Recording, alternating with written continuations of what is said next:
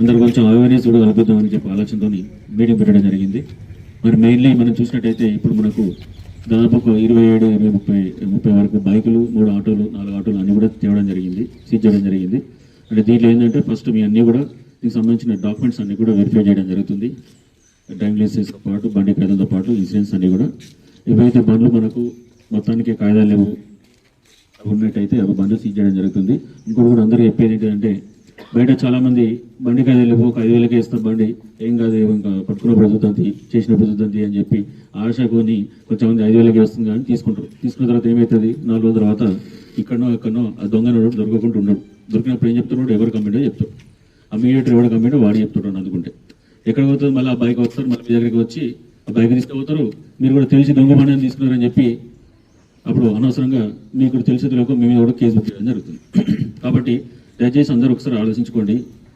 అగ్గోగా వస్తుందని చెప్పి బైక్లో ఇట్లాంటివి ఏమైనా తీసుకున్నా కానీ ఇంకా అట్లా కొన్ని మొబైల్ ఫోన్స్ కూడా మనకు బయట అమ్మడం జరుగుతుంది. మొబైల్ ఫోన్స్ కూడా అవి కూడా దొంగతనం చేసిన ఫోన్సే కానీ ఇవి కానీ ఆ ఫోన్స్ కూడా ఎట్లయినా ఆ ఫోన్స్ అనేవి ట్రేస్ అవుతాయి. ఎందుకంటే ఫోన్ వాడినప్పుడు దాంట్లో ఉన్న నెంబర్ అవుతుందో ఆ నెంబర్తో కంపల్సరీ ఫోన్ ట్రేస్ అవుతుంది. ఆ ట్రేస్ అవుట్ అయినప్పుడు కూడా మీరు అనవసరంగా మీ అమౌంట్ లాస్ కావాల్సి వస్తుంది. సో దయచేసి ఇట్లాంటి వాటికి మీరు ఎవరు కూడా ఎంకరేజ్ చేసినట్టు తీసుకున్నట్టు మాత్రం చేసుకుంటే అనవసరంగా మీరే ఇబ్బంది పడాల్సి వస్తుంది. రెండో విషయం ఏంటిదంటే మనం చూసినట్టయితే చాలామంది కూడా నడిపే వాళ్ళు ఎవరు కూడా హెల్మెట్ అనేది ధరిస్తలేరు. ఇక్కడికే పోతున్నాం కదా, ఇక్కడి నుంచి ఇక్కడికి అయితే హెల్మెట్ ఎందుకనే ఒక ఆలోచన అందరికీ ఉంటుంది. కానీ ఇక్కడి నుంచి ఇక్కడ పోయేటప్పుడు కూడా జరగకూడదు ఏదైనా జరగచ్చు. జరిగినప్పుడు అప్పుడు ఏమవుతుంది, మనలో సెన్సిటివ్ పార్ట్ ఏంటంటే తలకాయ ఒకటి. ఆ తలకాయ ఒకటి మనం కాపాడుకుంటే దెబ్బ ఎక్కడ దాకినా కూడా ఏం కాదు. అవునా కాదు? ఇప్పుడు మన ఫోన్ చూడండి, ఫెసిలిటీ ఫోన్, మీ ఫోన్ చూపించండి ఒకసారి ఇట్లా పైకి. కూడా మనకు తలకాయ తాగకుండా వేరే కాడ తాగినప్పుడు మనం ప్రాణం కాపాడుకునే శక్తి ఉంటుంది. కానీ తలకాయకి తాగితే మనం ప్రాణం పోయే అవకాశం ఉంటుంది. కాబట్టి దయచేసి అందరూ కూడా హెల్మెట్ ధరించి మీ యొక్క వాహనాలు నడపాలని చెప్పి మేము అందరూ కోరుకోవడం జరుగుతుంది. అట్లనే దానికి సంబంధించిన కాయిదాలు కూడా అందరూ కూడా ప్రాపర్ కాయిదాలు, డ్రైవింగ్ లైసెన్స్ అన్నీ కూడా పెట్టుకోవాలి. ఇంకా మైనర్లు కూడా కొంచెం పిల్లలకు నాకు తెలియదు సార్, కీస్ ఎక్కడ ఉంటే మా వాళ్ళు బండి తీసుకుపోయింది సార్ అంటారు. అది ఎంతవరకు సమాచారం మీరు అర్థం చేసుకోండి. పిల్లలు కూడా బండ్లు ఇవ్వకండి. అనవసరంగా పిల్లలకు బండ్లు ఇస్తే ఏమవుతుంది, అక్కడైనా యాక్సిడెంట్ అయినా ఏమైనా కూడా అనవసరంగా మనకు బాధపడాల్సి వస్తుంది. నెంబర్ 1.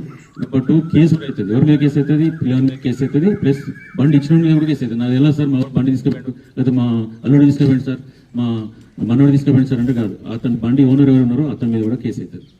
బండి మైనర్లు బండి తీసుకుపోతాయి. కాబట్టి ఇదంతా కూడా తెలుసుకున్నారు చట్టం గురించి. మనం ట్రిపుల్ రైడింగ్ కూడా చూస్తాం చాలా మంది. ట్రిపుల్ రైడింగ్ చేయడం వల్ల కూడా బండి కంట్రోల్ కాక అనవసరంగా వేరే వేరే యాక్సిడెంట్స్కి దారి ఇస్తుంది. మళ్ళీ మెయిన్గా వచ్చేది ఏంటంటే డ్రంక్ అండ్ డ్రైవ్. మందు తాగిన తర్వాత drunk and drive. Drunk and drive అనేది కంపల్సరీ. అది ఎక్కడున్నా కూడా డ్రంక్ అండ్ డ్రైవ్ ఉంటే మాత్రం ఎప్పుడు కూడా అది మీరు వెళ్ళేది ప్రాపర్గా వెళ్ళకున్నా, ఎదుటోళ్ళు ప్రాపర్గా రాకున్నా, మీరు మంచిగా వెళ్ళినా కూడా ఎదుటోళ్ళు తాగి బండి నడిపినా కూడా మనకు ఇబ్బంది అది.